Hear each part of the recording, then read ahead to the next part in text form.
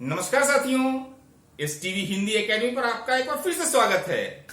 मैं पवन कुमार ईश्वर आज आपके लिए लेकर के आया हूं व्याकरण के कुछ आरंभिक बिंदु, जैसे वर्ण किसे कहते हैं, ध्वनि किसे कहते हैं, वर्ण और ध्वनि में क्या अंतर है, और हां, अक्षर भी तो है।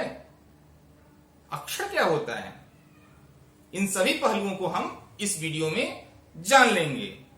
और वीडियो के अंत में एक क्विज सेक्शन होगा जिसमें आपसे पूछे जाएंगे सवाल और आपको नीचे कमेंट बॉक्स में जाकर के देना है जवाब, और जवाब देने वाले जीत सकते हैं इनाम।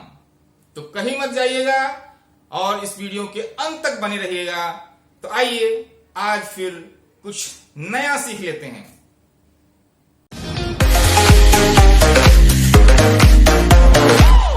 व्याकरण में आज हम तीन पहलुओं को टच करने का प्रयास करेंगे। उसमें पहला है ध्वनि, दूसरा वर्ण और तीसरा है अक्षर। हालांकि वीडियो का प्रारूप छोटा है तो पूरा नहीं हो पाएगा, लेकिन कुछ अंश शुरुआत आज हम कर लेते हैं। ध्वनि से आप सभी परिचित हैं, वर्ण से भी अधिकांश लोग परिचित हैं और बहुत लोग अक्षर के बारे में जानते होंगे। लेकिन अगर पूछा जाए कि ध्वनि और वर्ण में क्या अंतर है, वर्ण और ध्वनि में क्या अंतर है, वर्ण और अक्षर में क्या अंतर है, तो 99% लोग ऐसा दावा है कि इसका जवाब नहीं दे पाएंगे। और कहीं विदेश के नहीं, अपने ही देश के, और अपने ही देश में हिंदी जिनकी मातृभाषा है उसमें भी 99% लोगों को इस चीज की समझ नहीं है। तो चलिए जान लेते हैं। आज हम हिंदी व्याकरण की शुरुआत कर रहे हैं। हिंदी व्याकरण, इसमें ये दो शब्दों से बना है, पहला हिंदी और दूसरा व्याकरण। व्याकरण वाले खंड को कभी और ले लेंगे, आज हिंदी वाले खंड से शुरुआत करते हैं और क्रम में चलने का, एक सीक्वेंस में चलने का प्रयास करते हैं। हिंदी क्या है, भाषा है, और हमारी तो मातृभाषा है। और भाषा की होती हैं बोलियां, तो बोलियों पर एक अलग से वीडियो आएगा, इसलिए इसको भी हमने क्रॉस कर दिया है।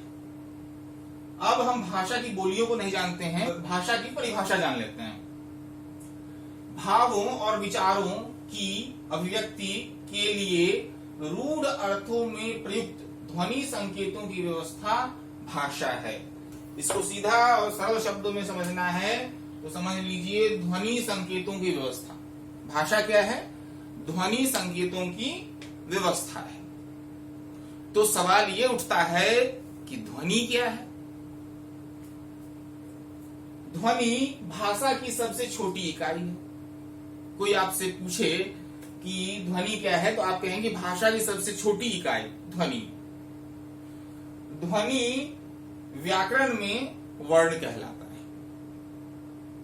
ध्वनि को व्याकरण संबंधित जब भी हम बातचीत करते हैं उसमें उसको हम वर्ण कहते हैं, ध्वनि को हम वर्ण कहते हैं। आइए यह जानते हैं कि वर्ण को सिर्फ ध्वनि के अर्थ में प्रयोग होता है या किसी और अर्थ में प्रयोग होता है।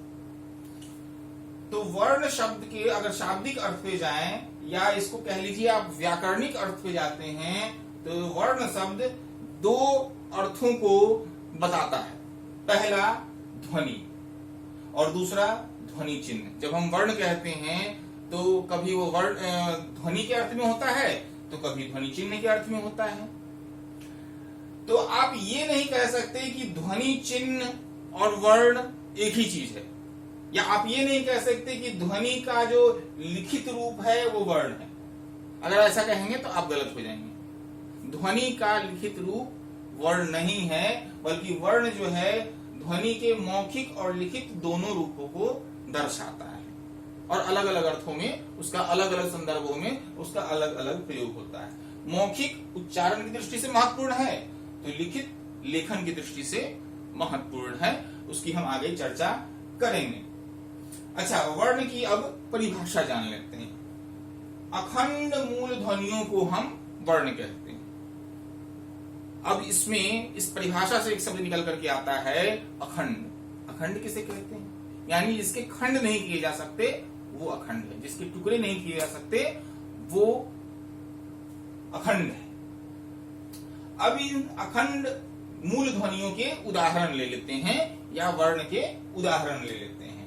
अ, ए, क, प, क हल, प हलंत, य हलंत और व हलंत। इन सब में हलंत लगा हुआ है, तो बिना हल लगाए हुए आप इनका उच्चारण नहीं कर सकते हैं।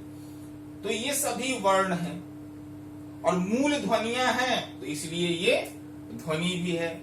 तो आप कह सकते हैं यहां ये वर्ण इज इक्वल टू, यहां आप ध्वनि भी लिख सकते हैं।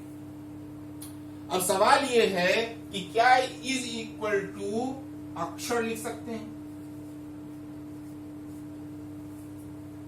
तो इसका जवाब है नहीं।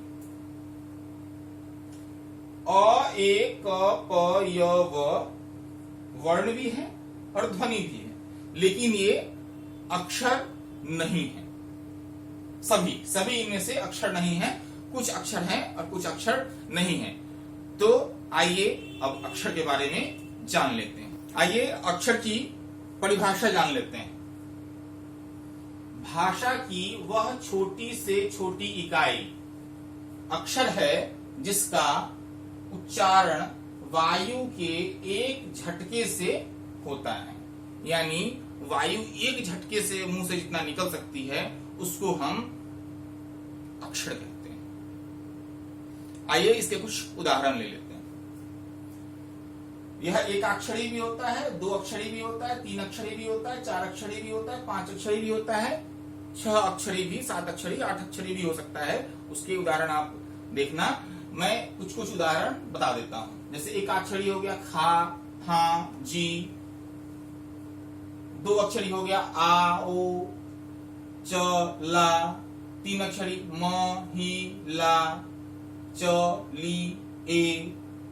चार अक्षरी प्र, ति, भा, ए। आ, ई, ए, गा, आइएगा। पांच अक्षरी शब्द हो गया अध, या, पी, का, ए। प्र, ति, यो, गी, ता। इसमें प्रतियोगिता शब्द में पांच अक्षर है। अब एक बात यहां नोट करने की है, हिंदी की एक विशेषता है, उस विशेषता के तहत अक्षर के अंत में अगर अ आ जाए तो वह उच्चरित नहीं होता है, और इस कारण से लिखित रूप और उच्चरित रूप में अंतर आ जाता है। इसके उदाहरण ले लेते हैं। लिखित रूप है जैसे आज, लेकिन जब हम बोलते हैं तो आज में जो अ का उच्चारण नहीं आता है। बकरा, बकरा जब हम बोलते हैं तो इसमें दो अक्षर है, बक और रा, लेकिन जब हम बकरा बोलते हैं तो क का आधा उच्चारण ही होता है, यह स्वरहीन उच्चारण होता है, जबकि यहाँ स्वरांत लिखित रूप में। मानसिक, मानसिक में देखिए न स्वरांत है और क स्वरांत है, और यहाँ न स्वरहीन है और यहाँ क स्वरहीन है, यानी इसमें स्वर का उच्चारण जब उच्चरित रूप में होता है तो बोलते हैं मानसिक। इसी तरीके से आप ले सकते हैं एक नटखट।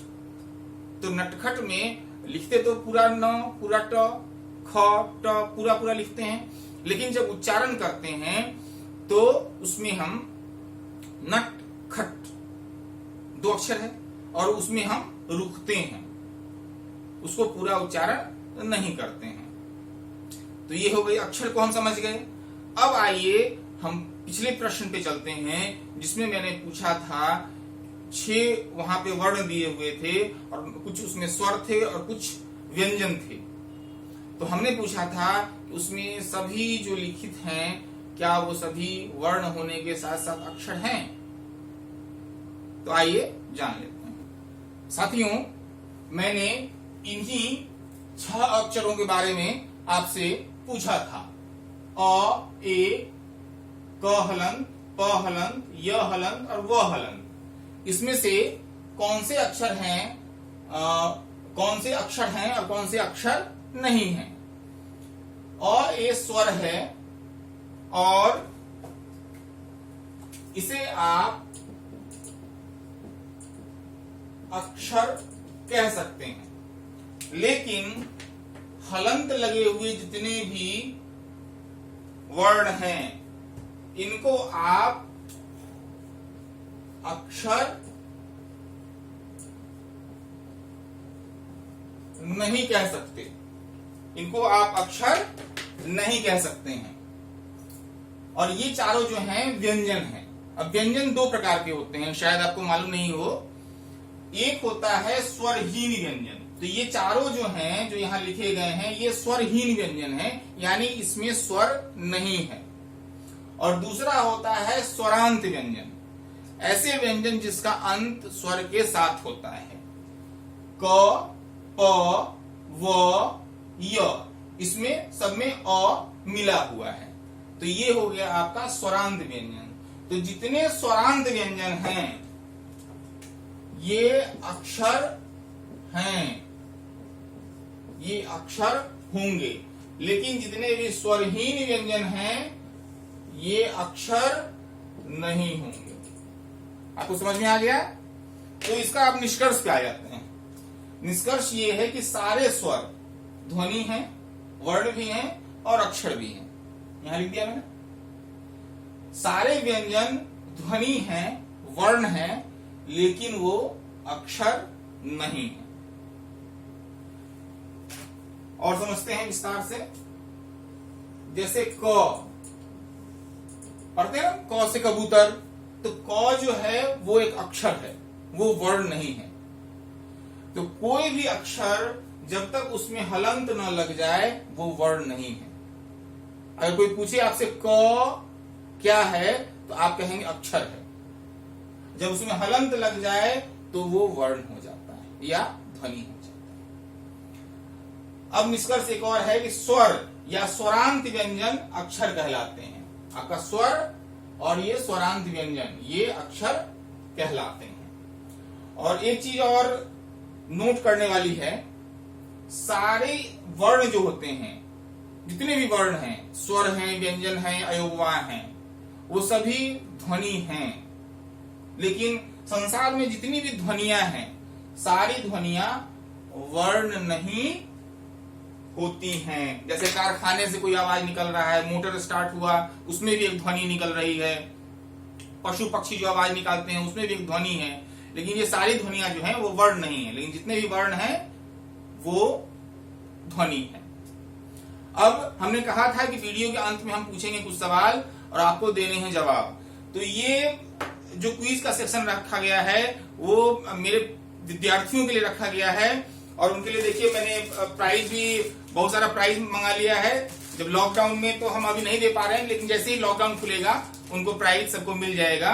और आपको जितने भी सवाल पूछे जाएंगे उनके जवाब देते जाइए। और उसमें पॉइंट सिस्टम के हिसाब से जो बच्चे होंगे जो टॉप 10 या टॉप 20 में रहेंगे उन सारे बच्चों को इनाम दिया जाएगा। तो जितने भी वीडियो आएंगे उसमें आप भाग लेते रहिए और जवाब देते रहिए। यहाँ इस वीडियो में हम दो सवाल आपसे पूछेंगे। ध्वनि संकेतों की व्यवस्था को क्या कहते हैं? इस वीडियो में मैंने बताया भी है और आपको जवाब देना है। ध्वनि संकेतों की व्यवस्था को क्या कहते हैं?